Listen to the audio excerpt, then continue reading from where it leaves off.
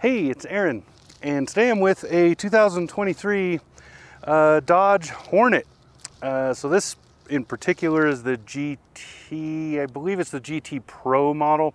I'll have to look at the paperwork, I'll make sure it's on the screen or whatever. Anyway, this is the newest from Dodge. It is based very much on the Alfa Romeo Tonale. You'll see I did a review of that a little while ago. I'll link to it in the description down below.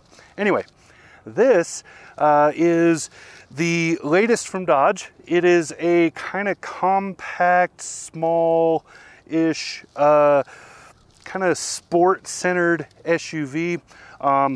Pretty well priced, and yeah.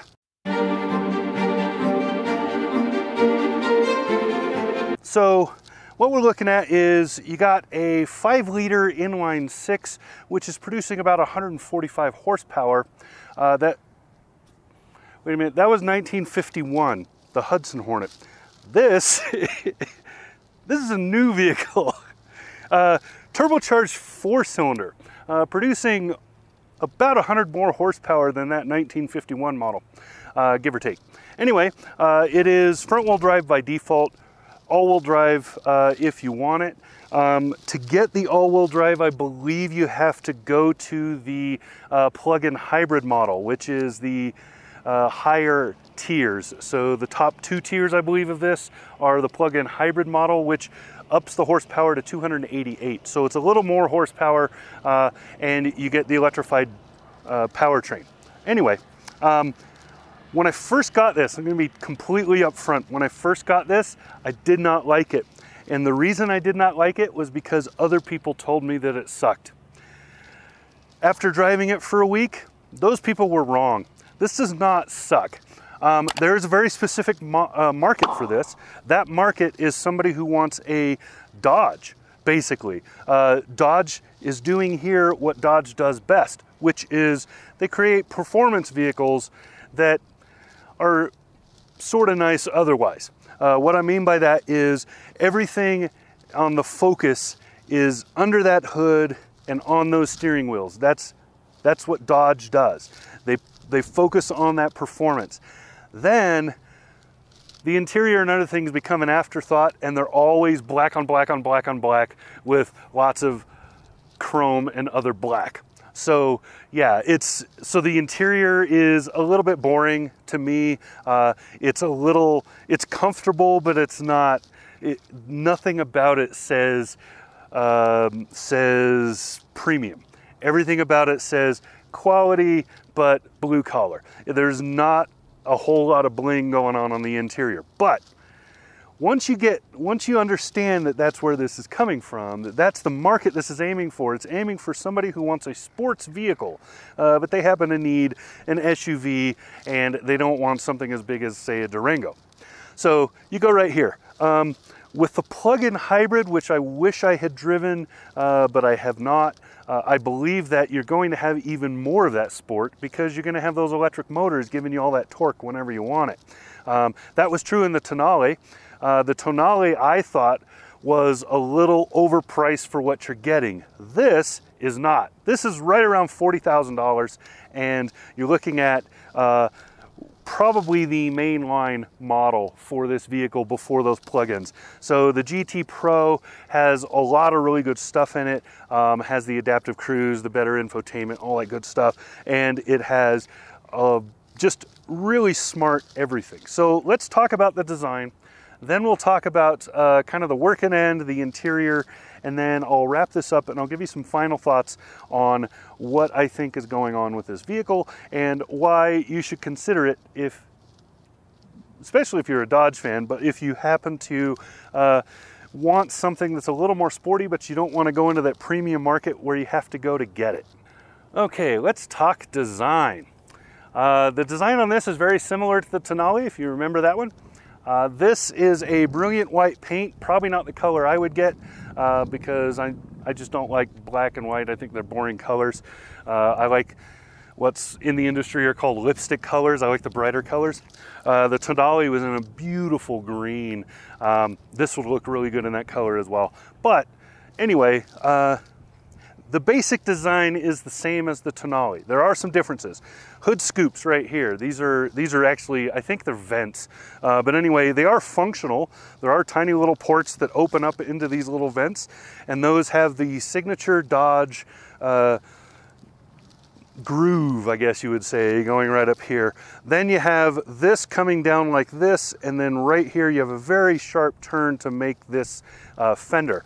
That turn is created by this line that fades in right up here, just the top of the headlight, and then runs all the way down to, and then fades out towards the taillights at the far end. You can see it over there.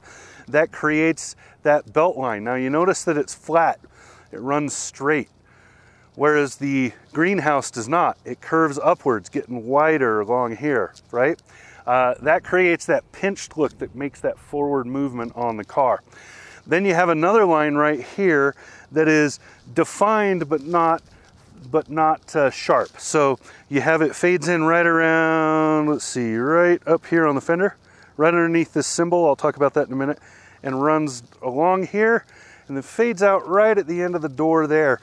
That creates the curvature of the door, but by making that sharp, it's more of a light shelf than it would be if it was just a bone line that made a curve.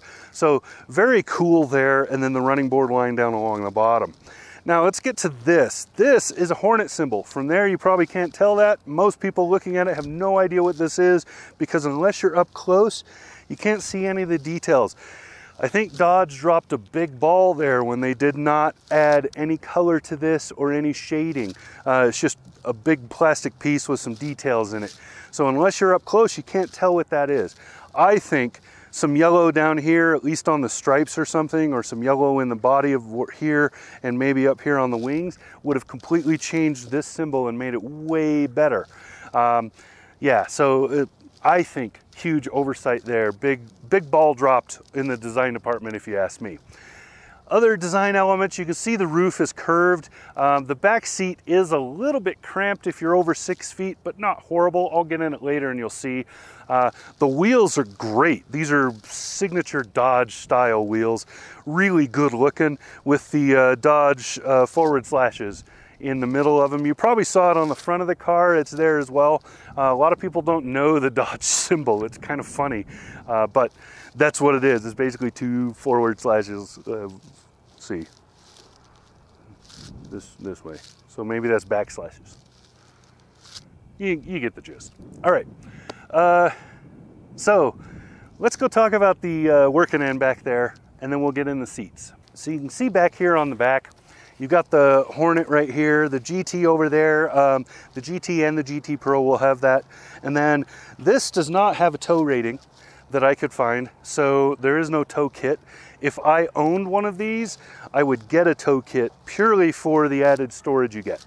Your bicycles, a tray for a cooler, that kind of stuff. I think a car this size benefits greatly from things like that. When you open it, this removable cargo cover is nice, and yeah. Anyway, it comes right out. All of these do. It's pretty simple. You just pop it off and pull it. But anyway, decent sized cargo space. Got a lot of stuff in here. We went grocery shopping and stuff. Decent sized cargo. And then underneath, you have a tire inflation kit and some other stuff, but there is space. There's a whole bunch of storage under there, by the way, with no tire. But there is space for a spare. So if you want to put a spare in here, you can. I don't think it's deep enough. In fact, I'm almost 100% sure it is not deep enough for a full-size spare, but you could get a big donut spare in there. Anyway, tie downs, each corner right here, and then further up on the corners there. And then you have a ski pass-through and tethers for 2 child safety seats if you need them. So nicely done here, a couple of grocery hooks, some LED lighting. I like this trunk. It is a good size. Like I said, I got a lot of stuff in it. I got 3 teenagers and we got food for a week in here.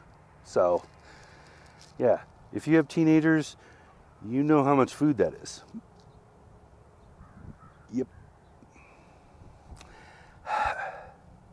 All right, here I am in the back seat. This seat is set for me at 6'3" and I'm just touching it. I have room to put my feet underneath it so I can stretch a little bit, lower my knees. I have just barely some headroom clearance, a finger's width. So was that half an inch or so, maybe 3/4? And I am 6'3". So if you're over 6 feet, it will feel a little bit cramped in here, but not too bad as long as there's nobody sitting in the chump seat in the middle. My daughter, by the way, hates this seat, and she's the shortest of the group, so she like works really hard to avoid having to sit there.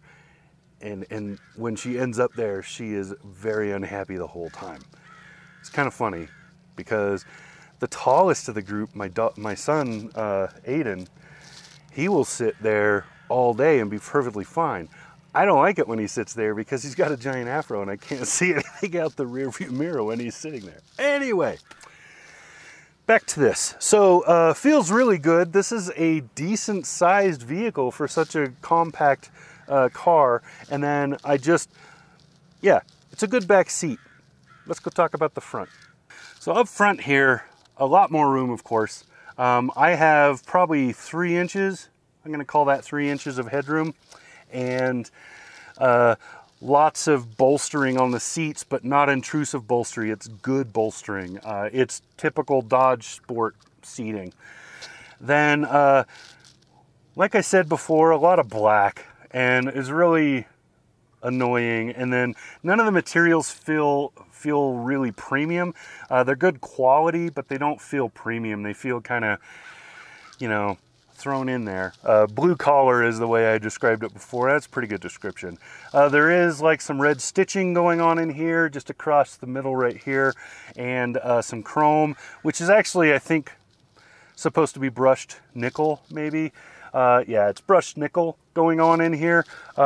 It's a good interior. It's nice. The layout is easy. There's only a couple things that I don't understand. Like, I cannot for the life of me find the button to release the rear hatch and open it up. But if you need to turn off the parking radars, which you will a lot because everything sets the damn things off, that's easy because it's just right there by the shifter where it should be. You have a lot of things that annoy me about Dodge vehicles in general, like there is no seat heating or cooling buttons. You have to go through the infotainment to do it, and if you don't know exactly where to look, you're never going to find it. I mean, it should be obvious up there at the top where it is, but it's not. And then I just found the trunk releases down here. I've had this for a week, and I'm just now figuring out where that thing is. So there you go. But anyway, has a sport mode button. There's basically 2 driving modes in this. There's normal and sport. The difference between the two, marginal. Sport does make steering a lot stiffer, but steering is already pretty stiff to start with. Other than that, I feel no real difference in any of the like transmission mapping, throttle, any of that. I'm really not telling a difference. There probably is one. It's technical. It's probably on paper. There's probably a bunch of numbers that engineers have to go with it. But honestly, as a driver, feel no difference. The rear view is good. You know, your side view mirrors are okay. They're a little bit large, but they're not the right kind of large. So they don't actually give you more visibility. They just let you see up and down further, which is kind of pointless. You really need to be seeing out further. But really cool driver display. I really like the way they did that. It's fully digital. I also like the general driving of this. You feel gears, which is good because it's a sports car, so you want to feel those gears. And yeah, so in general, I really do like this this vehicle and this layout in particular. I just don't like the boring black, which is a real Dodge thing. They love making everything black and then putting some shiny stuff on it, and you know, they're done. It's a sports thing. If I was looking at a Dodge model myself, I would look for one of the ones that has the red interior, which I don't think you can get on this, which is a bummer. And by the way, it is a backslash, not a forward slash. The Dodge symbol going this way. Just, you know, the wheels, you don't know if they're oriented right, but the steering wheel, I know. Dodge. Anyway, there you go. That is the 2023 Dodge Hornet. This is the not plug-in hybrid model. And yeah, I am just gonna say again, I was told that this sucked by a whole lot of people. Once I drove it, I don't think it sucks. Now, one thing I would say is some of them were partially right. If you do go to the plug-in hybrid model, you're going to spend a lot more money. And at that point, I would start to question whether or not it's worth it. When you get into that 50,000+ range for a vehicle like this that's not in the luxury segments, probably overspending. But at 40 like it is right here, with decent fuel economy, great engine response, and a really good drive quality, if you like sporty driving, then yeah, this is a really good vehicle. It's priced about equal to its competitors as far as equipment and everything else, if you qualify all of that. And yeah, it's just a very, very interesting vehicle and a cool entry into this segment because, like I said, outside of the premium market, there really are no sports-oriented small SUVs like this. There really just isn't anything that does that. Volkswagen sort of, but not really. You really have to go to Audi to get the real actual performance. But as far as the other makes, almost all of them are aiming for fuel economy. Dodge doesn't care about that. Dodge makes sports vehicles. Dodge is a performance brand. This is a performance vehicle. Now that I realize that, now that I've driven it, I totally understand who this is for and why, and I think it's great for that. So there you go. I think after this, I'm just gonna ramble, so there's really no point. So that's what I got. This has been Aaron, 2023 Dodge Hornet. Talk to you again soon. Subscribe.